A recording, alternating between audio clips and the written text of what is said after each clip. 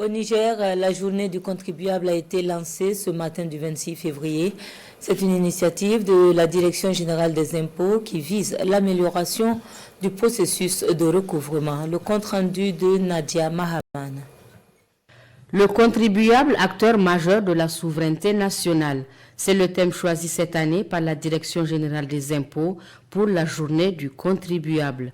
Une journée au cours de laquelle les réflexions seront mûries pour orienter l'administration fiscale vers les clients plutôt qu'uniquement vers les recettes, compte tenu, selon le directeur général des impôts, du contexte actuel de notre pays. L'édition 2025 de cette importante journée intervient à la suite d'une année de défis et de résilience induits par les sanctions imposées au Niger par certaines organisations régionales et internationales.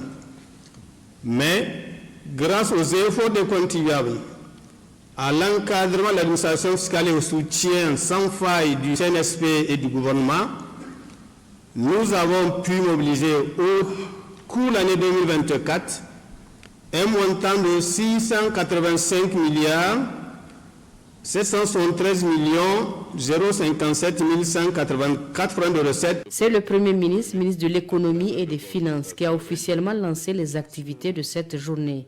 Trop d'impôts tue l'impôt, a dit Ali Mohamed Lamine Zen, tout en appelant les contribuables à plus de responsabilités. Aussi, l'administration des impôts doit-elle multiplier les initiatives pour amener le contribuable à ne plus percevoir l'impôt comme une agression ou une entrave à leur épanouissement individuel, mais un acte de solidarité nationale que chacun doit accomplir pour préserver jalousement la souveraineté nationale et la dignité de tous.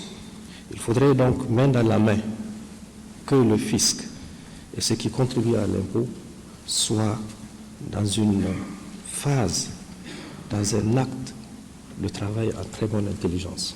La cérémonie était agrémentée par l'intervention de Cheikh Ben Salah sur l'importance des impôts en islam, la remise de témoignages de satisfaction par le Premier ministre, ministre de l'Économie et des Finances aux 17 meilleurs contribuables au titre de l'année 2024 et enfin le lancement toujours par le Premier ministre, suivi des membres du CNSP et du gouvernement présent, de la vente de la vignette 2025.